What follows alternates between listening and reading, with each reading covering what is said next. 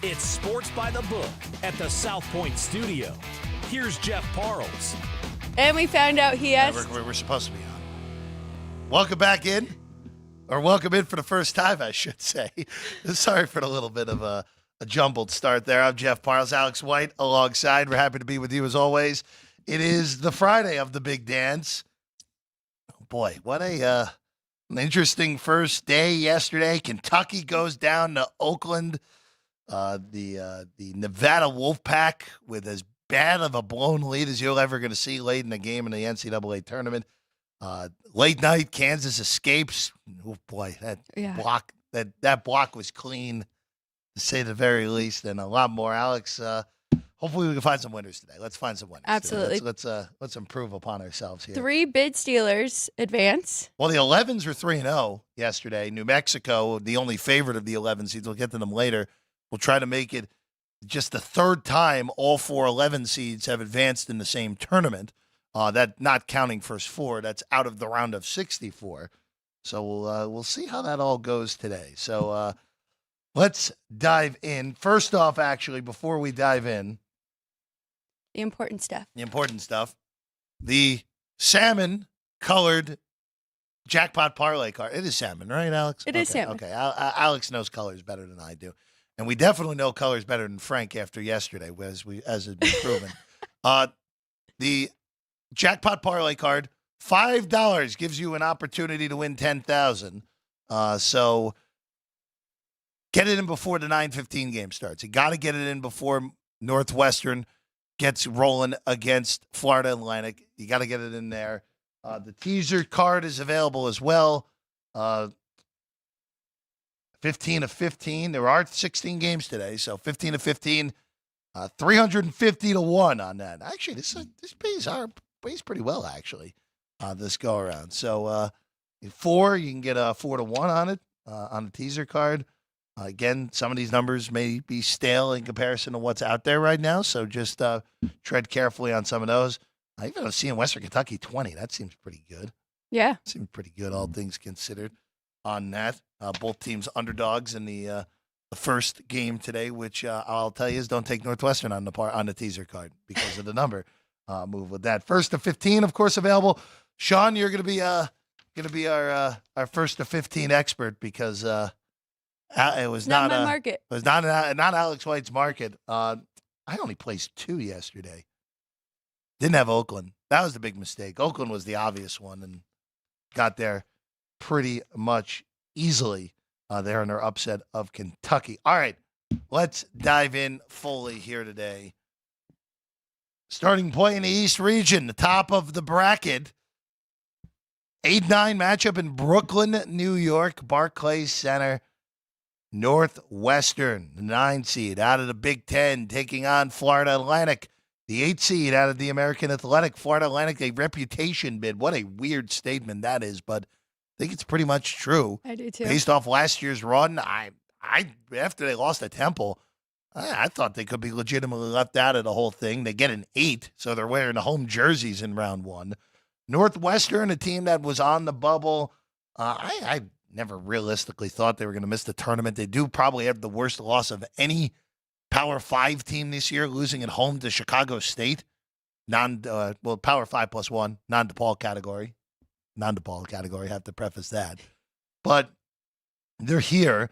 Boo Buie looks like he's going to be fine after, again, dealing with injury in that Big Ten tournament game. Ty Berry, we know, season over.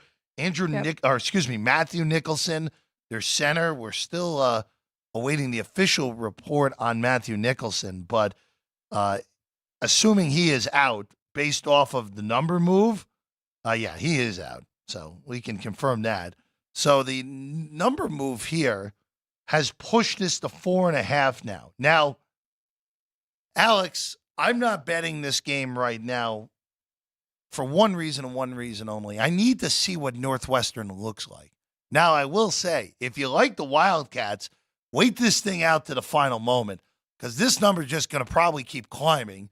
That money line, if you like them outright, plus 170, it was in the plus 130s when this week opened. So you're getting 40 cents better than what you did earlier in the week.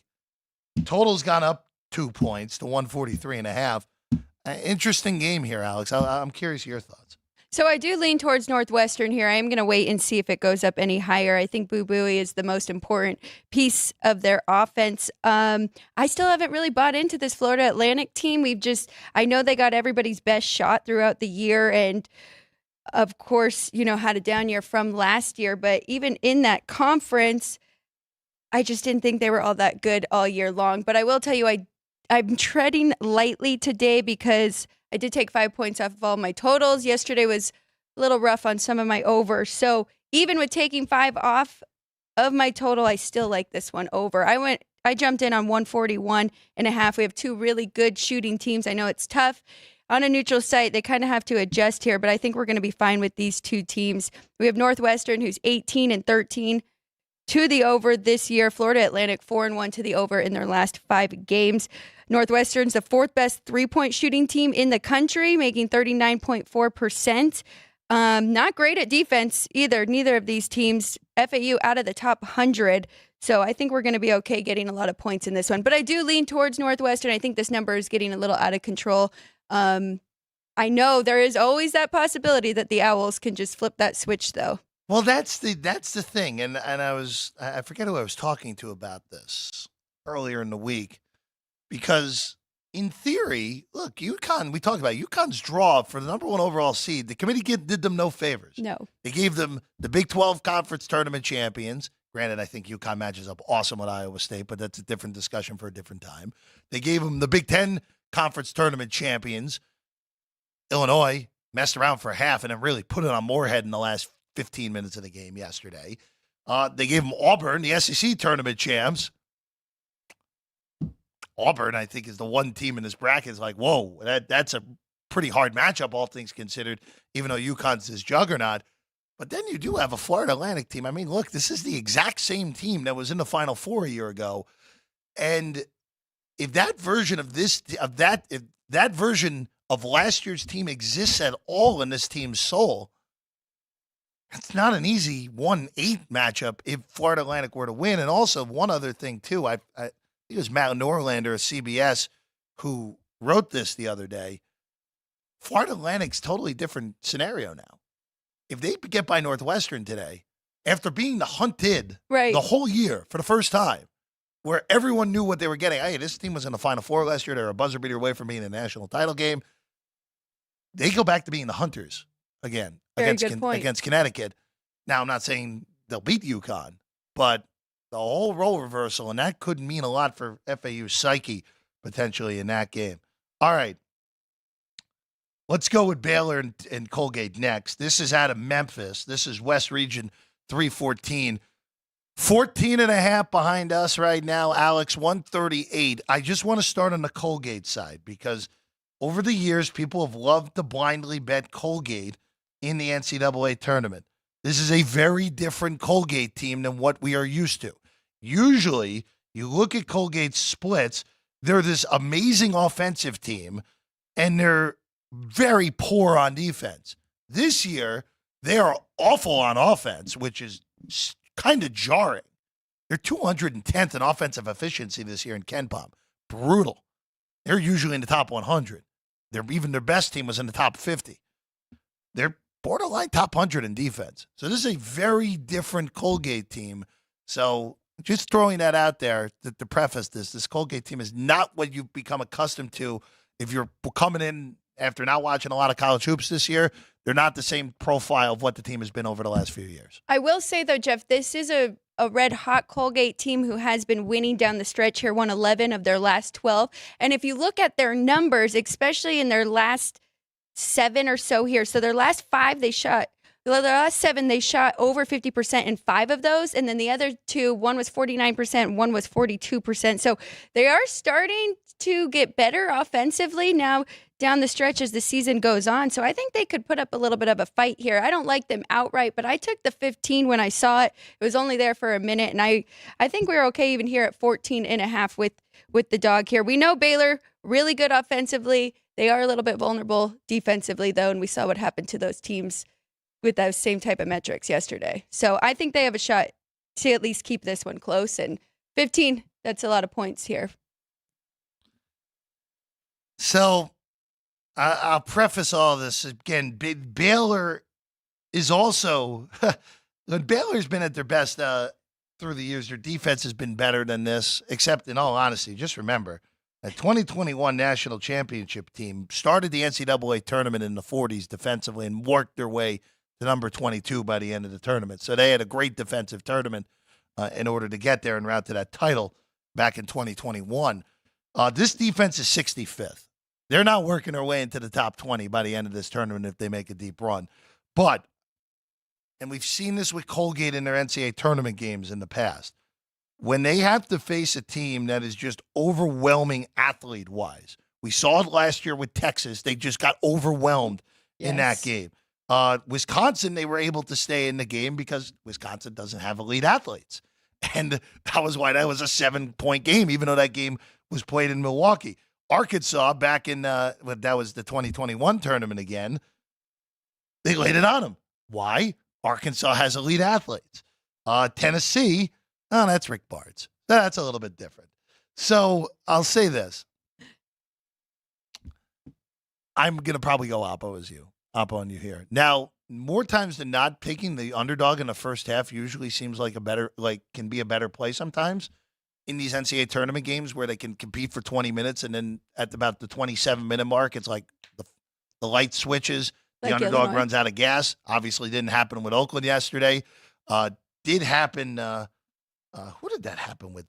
Illinois. Yesterday. Yeah, Morehead State. Yeah. Exactly. Seed line here. Morehead State was ahead at halftime. Yep. And looked really competitive for 24 minutes, and then the light bulb went on for Illinois. I wouldn't be shocked if it happens with Baylor today, where this is like a 4-point game at halftime, and everyone's like, oh, is Colgate going to pull the upset? And then Baylor hits them with a 17-2 run early in the second half. So I would actually wait in-game and see if we can do better on Baylor. But if you really insist on betting this pre-flop, I'm opposite of you. I do like the Baylor Bears to cover a big number here. There's just too much talent in the end in this one. Winner of this one gets New Mexico, Clemson winner. If it's New Mexico, that's a fascinating second-round game potentially if we get Baylor and New Mexico. All right, moving along here. Game number 3 of the day in this one, this Friday, is the one out west. The Aztecs, San Diego State, will take on UAB, the champions of the American Athletic. 5-12 in the East, played in Spokane, Washington. Just remember that, everyone. 10:45 local time at Spokane as well. So early here for the Aztecs, having to play, well, they are on their own coast. 6.5 now. So 140 to total. Alex, I'm just going to throw this out there real quick. This total has been bet up the whole week. I know UAB wants to play quick, but really? Really? On this one, when San Diego State, if San Diego State is right here, this game's getting played in the low 130s. They're just going to grind it out. All right, go ahead, stop Ladie. I'm not sure if UAB can. I didn't touch this game, but that total, we're getting to a point where it's like, all right, I kind of gonna want to bet the under.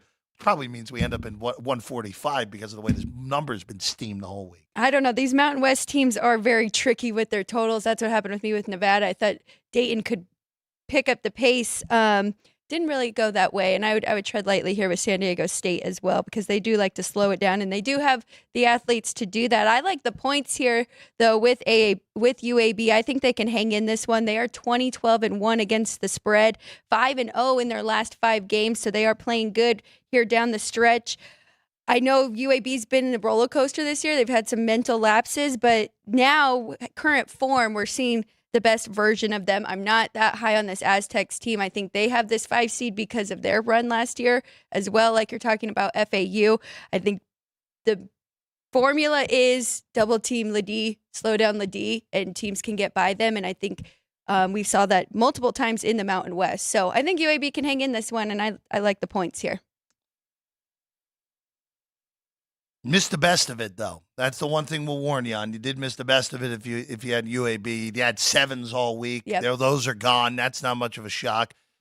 Again, it just feels like a really good matchup for San Diego State. And it very well could be. And it could be like FAU. We could see Well, you know what? San Diego State's the thing with San Diego State all year is the same thing I didn't like about them last year.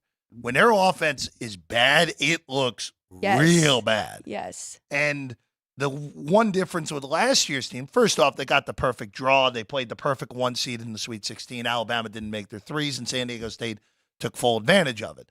And they beat Creighton and FAU by 1 point, respectively, back to back. And then UConn did what they did. But I will say this with San Diego State. One thing that you have to give them credit for, and I was guilty of this. I was not a huge Brian Dutcher guy. But it is more than clear that they overachieve because of Brian Dutcher. Yes. And now, this is a good coaching matchup. Andy Kennedy's a good basketball coach. Obviously, he was at Ole Miss for a while. Multiple tournament appearances now at UAB. Was there 2 years ago when Houston beat him up.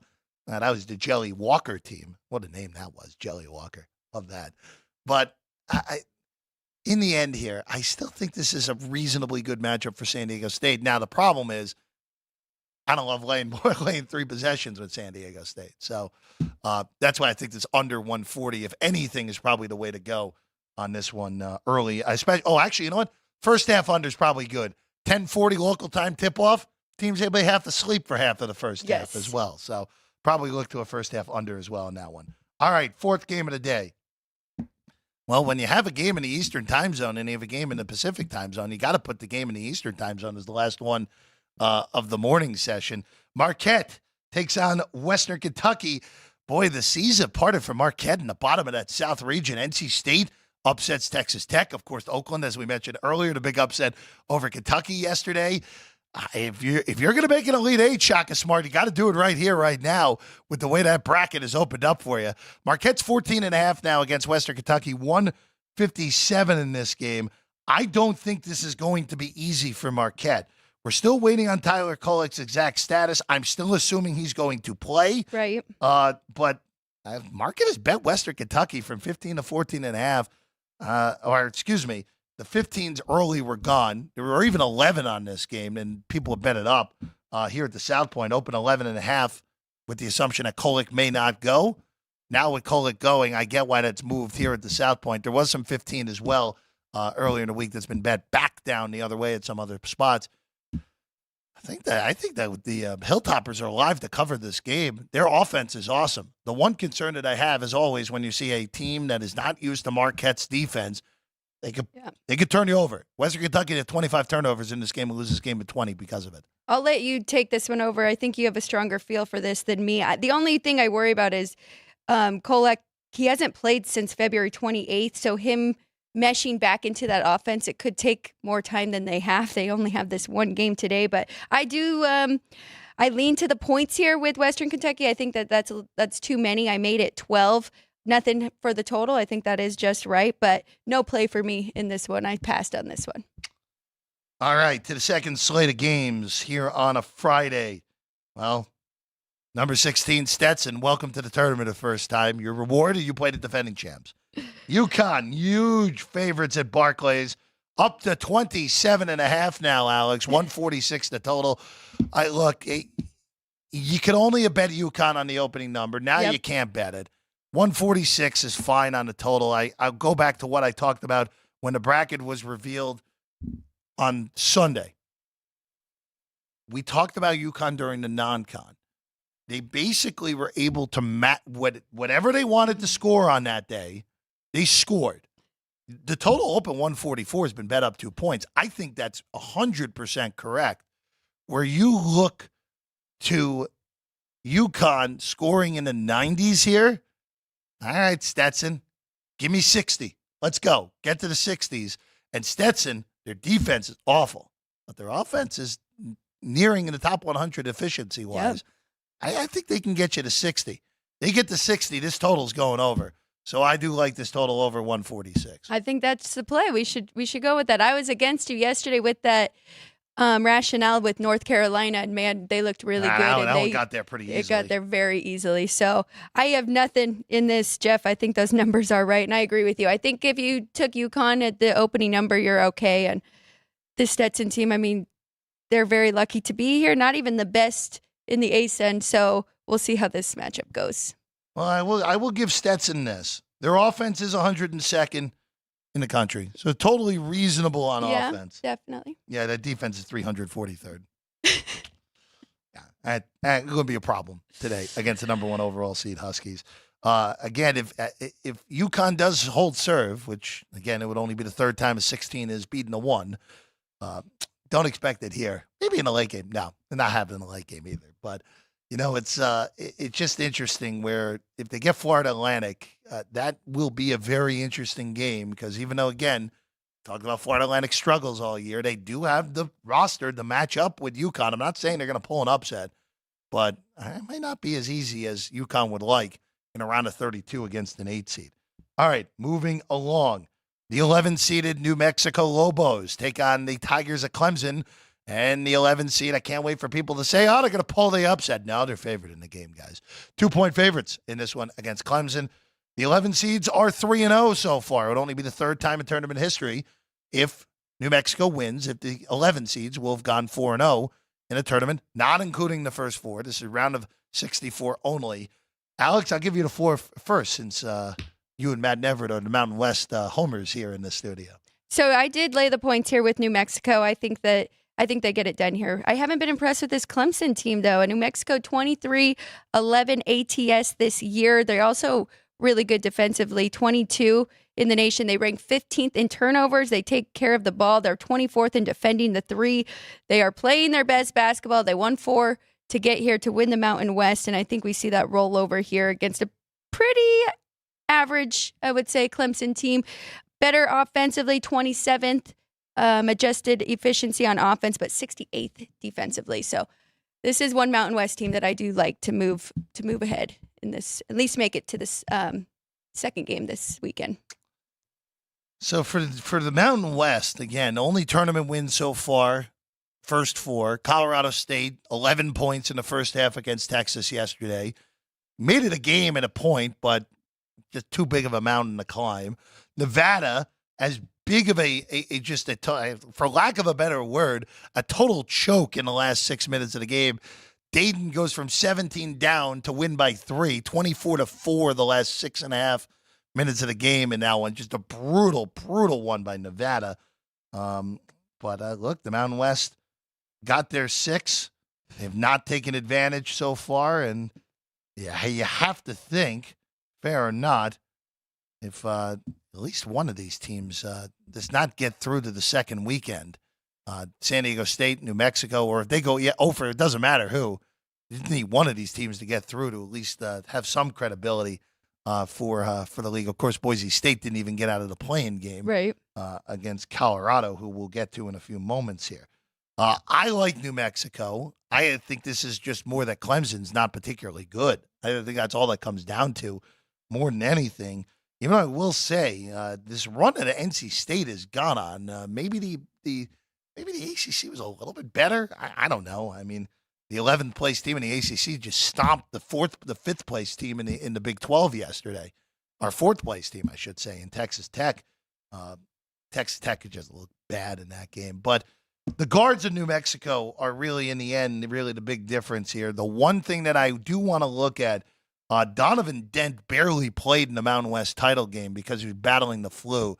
Just wonder how he's feeling here now 6 days later.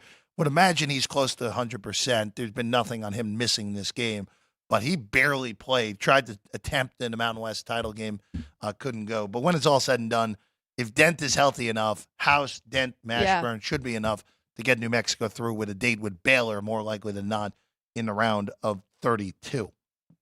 All right. Let's go back to Spokane. Auburn, Yale, 4:13 in the East in Spokane action here. Alex, we talked about this when this opened. This was one of the quick movers other than the Howard game, which, of course, you guys put up the perfect number. We always said that. You put up the perfect number on the Howard and Wagner game. Absolutely perfect. Auburn. So Auburn, again, we know, look, we've had Vinny on plenty this year. We know Vinny's high on you. You're high on Auburn as well. SEC did not do well yesterday, 1-3. The only winner yesterday was Tennessee, who removed all doubt of a potential 215 pretty quickly in that game. Kentucky, of course, obviously losing high-profile Mississippi State. Goes out in the first game of the tournament, and really a bad showing against Michigan State. And then South Carolina, they looked like the 11 seed, not Oregon in that game yesterday. All right, this open 15, this Auburn game. Went quickly to 13.5, bounced all the way down to 11.5. Now is back up the ladder to 13.5. Total's 141. Now, I will say this. If you got the initial 15, job well done, very good. For most people, 13.5 is basically the best number they've seen all week. I think it's worth a play on Yale. Yes, I understand. I missed the best of it. Okay, yell at me. That's fine. But at 13.5, we talked about this when the bracket was revealed. Yale, I thought, should have been Duquesne's 11 seed. Now, granted, Duquesne won yesterday, so what do I know? But this feels like one of those games for Auburn where one of two things happen. Either they just totally run Yale out of the building and win by 25, or Yale's offense is able to keep them in the game here. And this is just one of those where Auburn, there's no doubt that Auburn's going to win the game, but it's one of those that stays in the 5 to 12 pocket the whole way. And that's good enough to cover 13.5. I think that's pretty good on the Bulldogs here. I wish I would have saw that 11.5. I laid the 12.5 here. Okay. So I am on the other side with Auburn. I just think they are too good. And while Yale has been playing better down the stretch, they averaged 74.4 points a game. They just haven't seen a defense like Auburn. This will be their best. They did play Kansas. They lost that one by 15. They played Gonzaga. They lost that one by 15. And Vermont is the next best defense that they saw, hung in that one, but lost by one, who is 60 in defense. Now we have this Auburn team who is fourth. I don't think they're getting enough credit for how good their defense is, because we do have these other juggernauts like Houston and Iowa State, but they are very, very good defensively. I think they're going to be able to handle their business in this one. One last one for the early slates, and then we'll take a break and get to the later games. Colorado, fresh off their win against Boise, will take on Florida. Florida's won. There was a bunch of pick in the market last night. There is still some pick. This is okay. All right. What's going on here? All right. South Point has Florida won. A few other places have Colorado won. A few places have pick. Whatever fits your fancy here, pick the best number available on the side you like. I like Florida in this game, though. Now, look, the SEC's lack of success so far in this tournament, a little bit frightening, but you can't go too crazy on conferences unless if it's the Mountain West, when it's been a proven fact. Sorry, Alex. The Gators are without their big, who broke his leg in the SEC final against Auburn. So that is a little bit of a problem. But look, when it's all said and done, you still have Walter Clayton. And in this game, even in a game where KJ Simpson took over that game in Dayton the other day, there are multiple pros on Colorado. I think Walter Clayton rules the day here. Florida gets this thing done, and the Gators advance more likely than not to take on Marquette in what will be a fascinating 7-deuce matchup. I made this game a pick. I'm going to stay away from this game. No strong feel either side. Tell me the number is right then. Yeah, I think they're pretty evenly matched here. I do lean to the under. I haven't played it yet. I'm a little frightened because I don't think the Gators are elite defensively. They're just pretty average, a little above average here. They allowed 83 on the road, and teams have shot 45% against them. They like to play at a faster pace. I think Colorado's really good defensively, and we saw that against Boise State. I just don't know if we can keep that going here against this better Florida team who is 15th adjusted efficiency on offense. So lean to the under. No official play yet. All right, let's take a quick break. When we get back, we'll get to the evening slates. We'll start in Memphis with Nebraska ball. Will I jinx Danny Burke even further? We'll have it again. I hope not. Talk about it next. Sports by the Book, South Point Studio. From the South Point Studio, the perfect blend of sports. But I think the Niners are going to wear them down. Detroit Pistons lost their 36 games. Comedy. See over-under on that relationship lasting. I'm going to put mayo in the coffee. Yes. I am beautiful. And a whole lot of Pittsburgh. In Pittsburgh. Pittsburgh. Yeah. Pittsburgh. Join Ryan McCormick. That's at least 2 picks outside of our own in the first round next year. Oreo. And host Frank Nicotero. And I look at the clock, I go, ah! Ah! Watch Punchlines live at noon every weekday.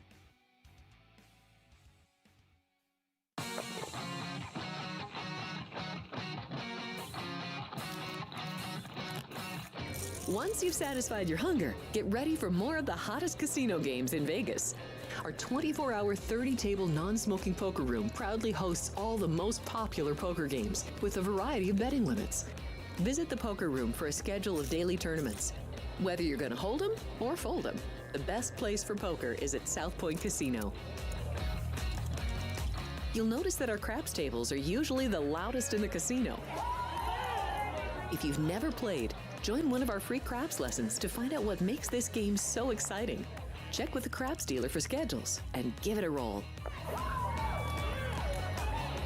Bingo is also an exciting way to spend your time. We offer 7 sessions of bingo every day. And each session includes a cash ball jackpot, 12 bingo games, a progressive double action game, and a $10,000 bonus coverall. Electronic units are available. If you haven't played bingo with us, give it a try today. Guests can also get in on the action at our one-of-a-kind race and sports books. 2 separate rooms designed to maximize your experience and comfort. Our sports book, with over 400 seats, puts you right in the middle of the action, 24 hours a day.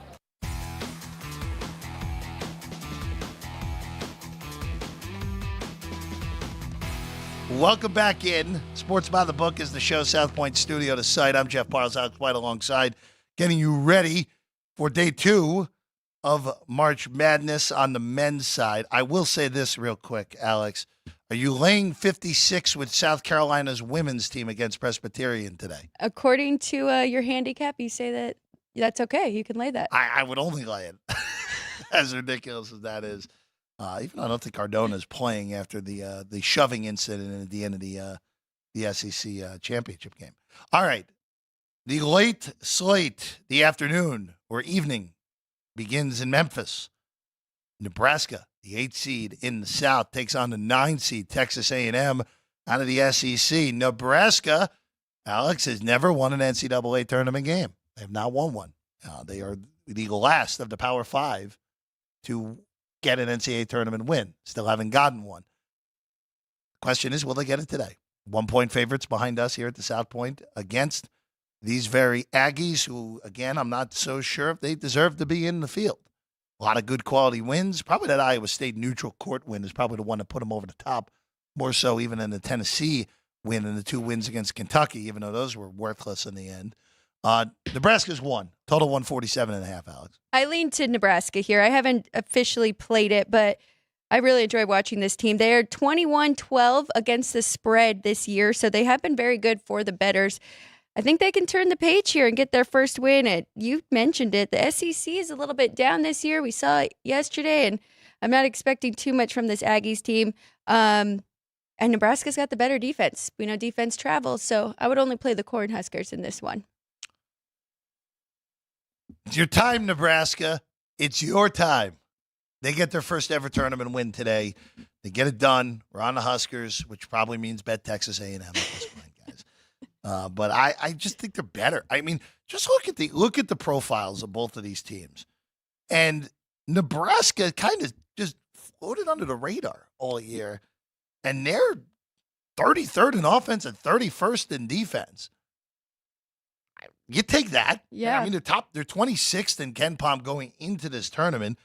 A&M is 45th, 38 and 56. Again, not bad, solid profiles. But when it's all said and done, Texas A&M can't shoot threes. Other than the games against Kentucky, you take the 2 games out against Kentucky that they won, they would be next to last in the country in three-point efficiency, Alex. Wow. So taking out the 2 Kentucky games. That's bad. So they're bad shooting the basketball. And Nebraska has done a really good job guarding the perimeter. But more importantly in this game, they've done a great job guarding the inside. Top 22-point defense this year. I think this is a great matchup for the Huskers. I think they get this thing done. They move on. Probably a date with Houston looming after that one. All right. Back to Brooklyn. Nightcap there. Duke, the 4 in the South, takes on the 13-seeded Vermont Catamounts in this one. Vermont, yet another NCAA tournament appearance for John Becker and company. They just always, look, they are just so much better than everyone else in the America East. They just, at this point, kind of surprised they have not moved up in competition at this rate. But, hey, I would take NCAA tournament appearances every year if I were Vermont. Taking on Duke. Duke, losers of their last two, losing to North Carolina at home at Cameron, and, of course, famously losing to NC State, which was really the game that started the NC State run to madness more than anything, more than that game where NC State almost lost to Louisville in that first game of the ACC tournament. So this one here real fast. We're at 12 now. Alex, when the bracket came out, I thought when I saw this matchup, it was like, wow, the committee did a lot of favors for Duke. Just think this is a horrible matchup for Vermont, where Vermont is small and Duke is one of the bigger teams in the entire country. I don't think Vermont is an answer for Philip Kowski. Now we're at 12, open 11.5, thought that was right. I think this is the right number. I would only lean to laying Duke. The total seems low as well at 133. Would be a small lean to the over. The total's actually been bet up, and I still think it's fine if you go over it. You're going to be mad. I don't have anything in this one either. I made it 12, why would I be and mad? It's right there. Oh, I hear that little groan. You're like, oh, come on, give That us was something. Sean back there. Oh, it's Sean. Sean wants the picks. Nothing in this one. I made it 12. I think that's the right number. I will say, Vermont, you're right. I mean, they are pretty good defensively. They did lose to Virginia Tech. They beat Charleston. They beat Toledo. So they have a few good wins under trying to play some better competition here to prepare for the tournament. But ultimately, I agree with you. I think Duke's too big. They also have been pretty good, 18, 13, and 1 against the spread this year. So covering those big numbers, no play for me, though. You mentioned it. Vermont has wins over tournament teams. They beat Yale, and if I remember correctly, that was the one where they made the 7-point comeback in a second in that game, the ridiculous one. They beat, you mentioned it, Charleston when they beat them on a neutral. The one concerning result, though, is they went to Blacksburg and got whipped by Virginia Tech. Yep. That's a little alarming, especially since it's not like Virginia. Yes, when you think Virginia Tech basketball, you think interior presence. They beat you with your guards. So I'm just curious how this all plays out. Vermont's going to have to grind this thing down. So, look, this is correlated. I do think this is a correlated one today. Favorite and over, dog and under. If you like Vermont, you got to like this game under, because if this game gets played in the 70-65 would be a bad luck over at that point. Yep. But this game's got to be played in the 60s if Vermont's going to have much of a chance to pull the outright shocker against Duke. All right, speaking of outright shockers, Purdue. They took one of the all-timers last year in the first round. One of 2 1 seeds ever to lose the 16s. Last year, somehow losing to Fairleigh Dickinson in that first round. Now they get another crack. 1 seed in the Midwest. I mean, they're playing a de facto home game today in Indianapolis against Grambling, who I'll give Grambling a lot of credit. I thought they were overmatched against Montana State. Montana State shot the lights out in the first half. Grambling State just took the punch and really dominated the second half, got the game to overtime, and then found a way to beat a Bobcat team that I thought was of quality of a 14 seed. So credit to Grambling State. Awesome win. First time in the tournament for them. And here they are to get Purdue. Their head coach afterwards, we threw the kitchen sink at Montana State. We're going to have to throw the house, the yard, everything we got at Zach Edey afterwards. That's right. In the post-game interview. Alex is 27 and 138. I'll ask you first. 27 feels like a lot. I know it is. This is the second biggest number now with UConn pushing up to 27.5. I feel like you should probably take Grambling in the first half at a 16.5 or a 17, just because. So we only have one other historic data point with this, and that was Virginia. 2018 Virginia goes down to UMBC. The following year, if you remember, in 2019, Gardner Webb was leading that game at halftime. You're right. And then Virginia calmed down at halftime and blew them out in the second half. Just wonder if we see the similar blueprint here, where Purdue is just tight. Hey, this can't happen to us again, right? Or 1 seed. We can't lose to the 16 back-to-back years. It's a pretty similar group. just like that Virginia team essentially the exact same group that lost to UMBC in 2018. Remember, DeAndre Hunter didn't play in that game against UMBC, and boy, did Virginia pay for it. I would have looked first half Grambling. That's the only thing I would consider in this game, which also probably means we're obligated to bet Grambling first to 15 as well, I guess. I guess we're obligated to bet that. I like it. I'm in. I made it 22. We're all gonna lose, Shoot. Well, let's ask Frank. Frank was on with underdogs. No. By the way, if you're a Kentucky, Frank was on with underdogs. You got to give him that. I mean, he did have Duquesne. Who else? I'm not giving Frank credit. I'm not giving Frank credit. NC State. Yeah. I'm not giving him credit. All right, we won't ask Frank. Not asking Frank. But I made it 22. I was looking at taking the 27, but I like your strategy with the first half more.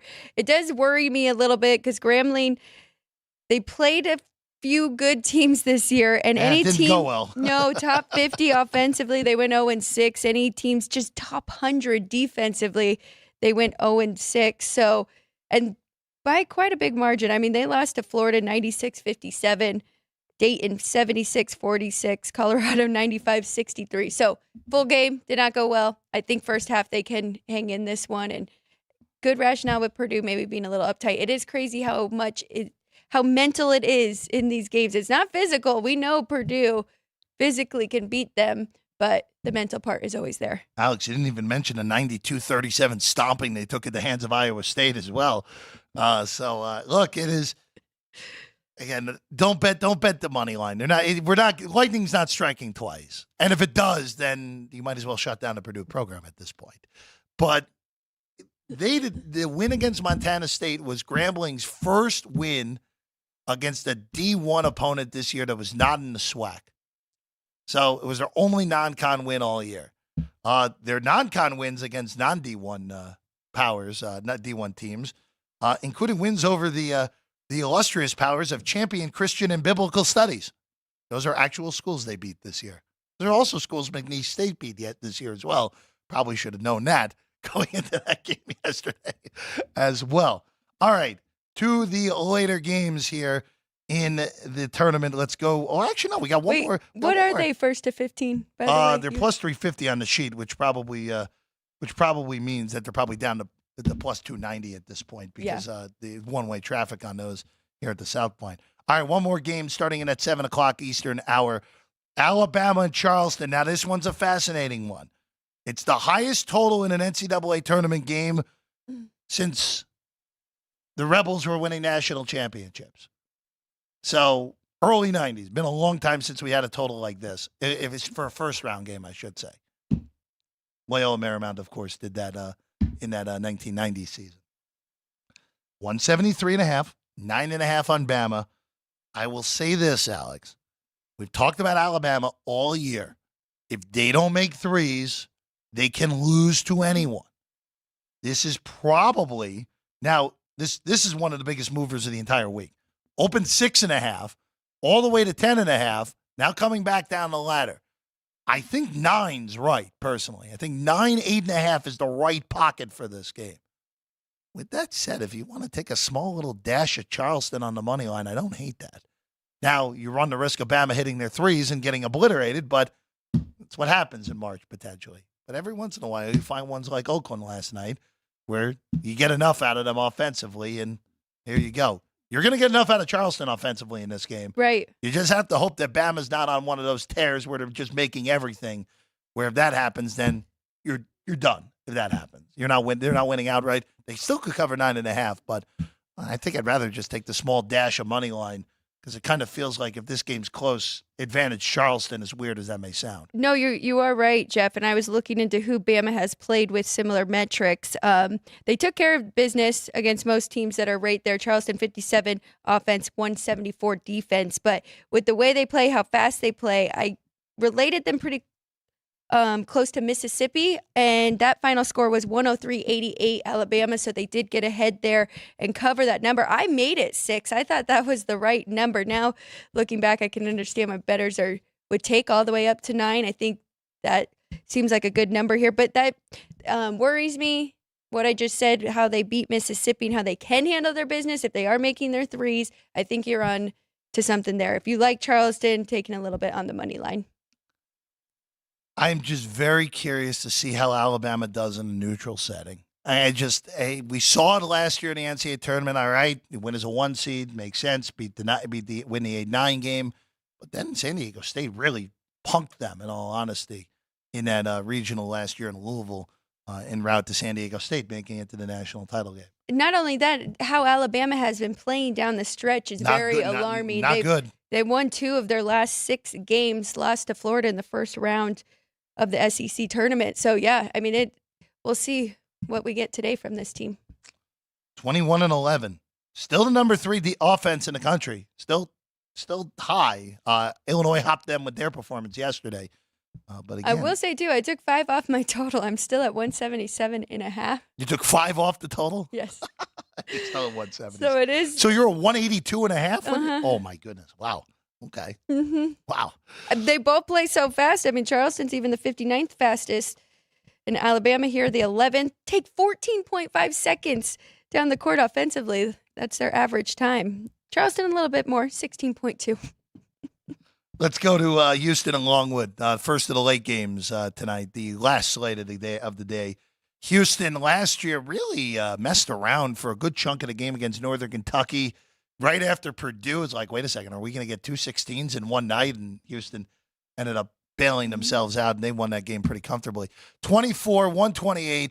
Alex, all I will say here is I don't love laying the Giant favorites unless if it's a mismatch. This league, other than Winthrop, the Big South that Longwood comes out of historically, has done really poor in the tournament against the number, especially of late.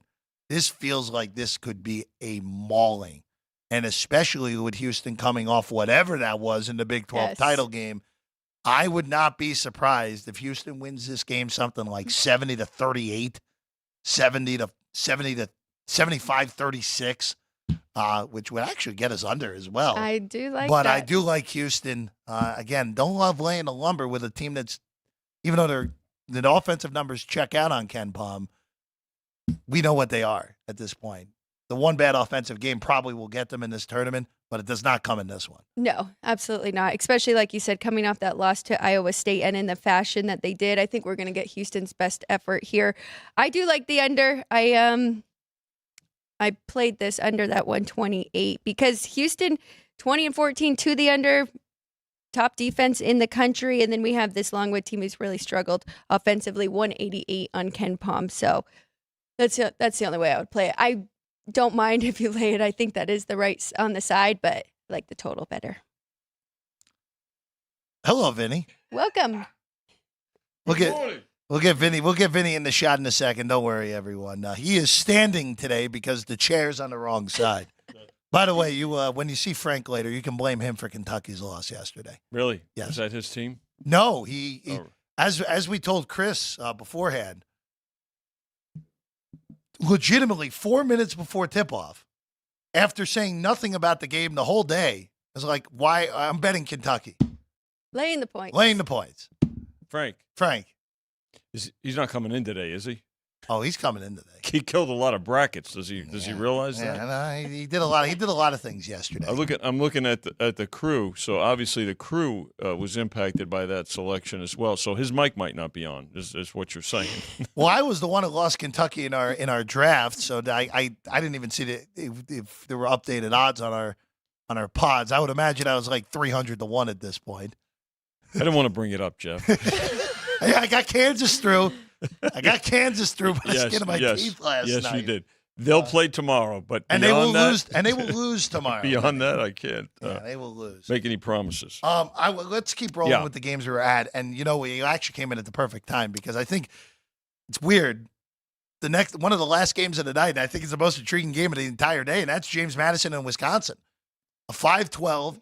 It really does seem now, Vinny, and everyone says 5-12. The 5-12 upset is always the fun one. We're now kind of at the point now where that's kind of shifted to the 11/6, where the 11s have just been doing significantly better over the last few years. 5-12 6'11". I mean, it's I know right there, right? It's, yeah, but everyone every year is like, oh, you got to take at least 112 to Right. win. The 12 last night at McNeese was as bad as anyone yesterday. Yeah. But this one is legitimately intriguing, where James Madison went into East Lansing and beat Michigan State to open the season. They are on the longest win streak in the country right now. They lost to Appalachian State twice. They've one other loss against every other team in the country if you take the App State games out. This is a really good basketball team against a Wisconsin team that has seemingly found it again after really looking bad for about 6 weeks. It's 5.5 with 145. I think it's a pretty good number all the way around. I do lean to James Madison. Well, if you lean to him, you're going to get the better price because this game opened. I know. It's been majority of this has been on the that's Badgers. the thing that alarms me, because it was kind of the same thing with the McNeese thing, which I probably should have seen the alarm bells on this beforehand, where it seemed like every talking head liked McNeese, and the line just kept going up. Mm-hmm. That's usually a bad sign That's when not that's a good going sign on. That's usually a bad sign when that's going on if you happen to like a side. Alex, this is a really intriguing matchup, though, because James Madison's prolific on offense, great three-point shooting team. Wisconsin, when they're right, really shoots the three-pointer well, but we hadn't seen it for about 6 weeks until last week in Minneapolis. I do think that they are playing their best basketball, though. I lean to the Badgers here. What scares me, Jeff, is you are right. Their wins are very impressive, but they didn't play very many teams besides Michigan State to start the year. I mean, they've got Howard, Kent State, Buffalo. They do have Fresno State on there on a neutral, but I just think it's a big step up in competition with this Wisconsin team. If they're going to keep playing the way they have the last week or so, I think Wisconsin is the right side. Well, I will bring this up real quick. 3-point defense. Wisconsin is 343rd in the country. Not very stellar. That's not defending good. the perimeter. And as we saw yesterday with Kentucky's bad defense, if you don't guard the perimeter well in this tournament, and you catch the right team on the wrong night for you, sure, you can go down. I will say this about the Kentucky game yesterday. And, go for it. Full credit to Oakland. That was not Kentucky's worst defensive effort. I will tell you this. I will tell you that team, Oakland, and that kid was ridiculous. No, that was ridiculous. I mean, there were shots that he made with you have to tip your hat to him. I mean, let's face it. I mean, everything that they threw up was he had hands in his face, he had bodies draped on him, and look, you have to give Oakland a full mark. That was not Kentucky's worst defensive effort of the year. I've been saying that all along about Kentucky, that if they could defend 10% better, then they would be dangerous. You have to tip your cap to what Oakland did yesterday, and they just outshot them from the perimeter. Plain and simple. You know the best part about for Jack Golke, who is a sixth-year senior, played 5 years at D2 Hillside College in Michigan. Great story. Before coming up, now 24 years old,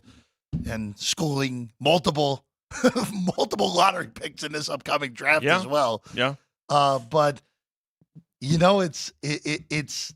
Looking at the Kentucky defense, I agree with you. It wasn't a worst defensive effort, but it was as bad of a game plan as humanly possible. Well, I don't think they adjusted. Could have probably went to maybe tried some zone. Or here's what I'll tell you with Golke, including last night, Vinny. Jack Golke has taken just hysterical 355 shots this year. Okay, 347 of them are from beyond the arc. Yeah. Wow. It's got to be in the scouting report. Well, I would question that part on. But again, he was. By the way, I'm not so sure that the question is, can Oakland duplicate it? Right now, the bettors are saying no because NC State opened as a 5.5-point favorite. Now they're up to 6. So I'm not so sure that that the bettors are going to think that they can shoot that proficiently again in back-to-back games. So I I think NC State's going to be okay in that game. No, personally, NC State's playing playing some great basketball out of nowhere. No they were awesome last night. Another couple of things about yesterday too. Yeah, please. Really great action, and both of you were upstairs in the event center. Incredible as well. event as always. 2 winners on the jackpot card yesterday. 16-0s. Yeah. Wow. I don't think there was. I think 15-1 was good. So it was close. Yeah, but so 2 people split the jackpot yesterday. So and then of course we got the first tip off here with, I'm sure you mentioned, Florida Atlantic, right, against Northwestern. Pretty one-sided here. Yep. Florida Atlantic open 2, now up to 4.5. Do you have the updated standings, Alex? No. I'll see if I can't pull up the. It's okay. We don't need them. Do you want to see it, Jeff? Well, no. I just want to bet these first to 15s that are right in front of me more than anything. Even though we couldn't. That's not my market. Not Alex's market yesterday. No. Well, I will. Sorry, Sean. I thought South Dakota State was a lock, and Iowa State, man, it just came out, but I couldn't. First to 15, not disappointing at all. Again, it's not. Folks loving it. Most popular prop bet of any sport of the year. They love it. We have 2 games we haven't talked about yet I want to get to before we get out of here. You mentioned one-way traffic on the FAU game. This is another one that had one-way traffic, and that's TCU. Yeah. Up to 4 now against Utah State. I don't know. I don't know if this is just a flat fade of the Mountain West more so than anything. TCU has been unbelievably not trustworthy this entire season. Talent-wise, they're clearly better. I don't want to lay 4. If you got the early numbers on the Horned Frogs, good job, but too late to bother with TCU at this point. Well, we opened at 3.5, so it's not quite as much one way as, say, the Florida Atlantic game. I think this too may be a little bit of a reaction to the Mountain West performance so far, and the fact that TCU comes out of the Big 12, which was the highest rated conference too. But to your point, Jeff, which is spot on. I mean, not the same team. Another team that, either on a neutral or in a road game's far different than at home. But I think that it's more of a backing of the conference difference here. And there's been so much made about the Mountain West getting 6 teams in and things like that. So, and Utah State not particularly great from outside, right? No. So I think that's probably got something to do with it as well. No, but they are the 12th best 2-point percentage they're shooting team. Very efficient. Inside. Good at defending the 3 as well, but TCU great on the boards. Great at second chance points. I think this is an intriguing. I think it'll be a good 8-9 matchup. No play for me though. I think that 4 is the correct number here. Last one of the night. Very intriguing game in Spokane. 5-seeded St. Mary's takes on the 12-seed Grand Canyon. This has actually been a fascinating moving game for you guys here, Vinny. You opened 6.5, got all the way down to 4.5. Yeah. And now coming back up the ladder, back to 6 on this one with Canyon the dog in this one. Alex, you've been high on St. Mary's all year. I thought this was a horrible matchup for Grand Canyon, but St. Mary's can be prone to one of those bad shooting games, and against a team that has a pretty good offense, that is something to at least worry about potentially for a potential 12-5 here. I got to be on my app more because if I would have saw that 4.5, I would have definitely laid that with the Gales. But I didn't do anything with the side. I thought that the 6-7 was right here. I do like under, though, because we do have 2 really good defensive teams. Grand Canyon 5-0 ATS in the last 5 because of their defense, I think, holding teams to 58.8 compared to 67 all year. So like you're saying, Jeff, I do think this will be a grinder. It's going to be a tough one, but I think ultimately St. Mary's does win this one. Yeah, down and now back up the ladder in this one. And again, the thing about St. Mary's, not a particularly long trip. I mean, it's not that bad a trek either for Grand Canyon coming out of Phoenix. But the thing about St. Mary's is they've been very good at dictating the pace of games this year. They have, and we've seen that out of them. We saw it in both victories over Gonzaga. So I mean, kind of a battle of wills, if you will. And I'm not going to be surprised if this continues to kind of go back and forth. Great rebounding team too. Yeah, so yeah, good point, Alex. Yeah, they got the size. Before we get out of here, Vinny, for tomorrow, line's obviously up already. Yes. The one that stood out to me, and this is not just here, this is market wide. North Carolina's only 4 as a 1 seed against Michigan State. No movement either. No, it hasn't Not moved yet. at all, which kind of alarms me because I thought that came super, super light. Granted, not a huge trends guy, but Chris Felica threw this out there earlier where 1 seeds, I got to find the exact stats. North Carolina currently 4-point favorite against Michigan State. Since 85, there have been 7 1 seeds favored by 4 fewer in a round of 32. 5 of the 7 have lost outright, including last year Kansas lost outright in a game that I lost on to Arkansas. The only one who covered, see, it all comes back to Mizzou. 1994 Mizzou covered. The world revolves around the University of Missouri, folks. Obviously. If you haven't noticed, particularly when their alums host shows. But no, this one here has not moved. I have to tell you, the thing about Michigan State is that from the beginning, I mean, their non-conference schedule, they play one of the best schedules. And when I say best, one of the toughest schedules in the country. So by the time they do get to the tournament, they're tournament ready. You know, I give Izzo credit for doing that. He started doing this a while back. Now, this game is still in Charlotte, so a big home court advantage for North Carolina. I think that we'll see some North Carolina money here because you have to factor that into the number. But the fact that Michigan State is going to get the support also comes into play here. So, but I think initially we'll see some North Carolina money with this one here, and it's positioned nicely too. And don't forget tomorrow the games. You start a little bit early, not quite as early as yesterday and today at 9:15, but then they go right through the Salt Lake City, as we all. Just so stupid. At 10:45 a.m. for Arizona and 9:45 our time. Well, 10:45 for them in Salt Lake. Yeah. I mean, just put North Carolina at noon. Yeah. Nothing wrong with TV. Yeah. By the way, real quick, Hubert Davis, Alex. Yeah. 7 NCAA tournament games, 7 covers. See if you can get 8. See if you can go 8-0 tomorrow against Michigan State. We're back same time tomorrow, 8:30 in the morning.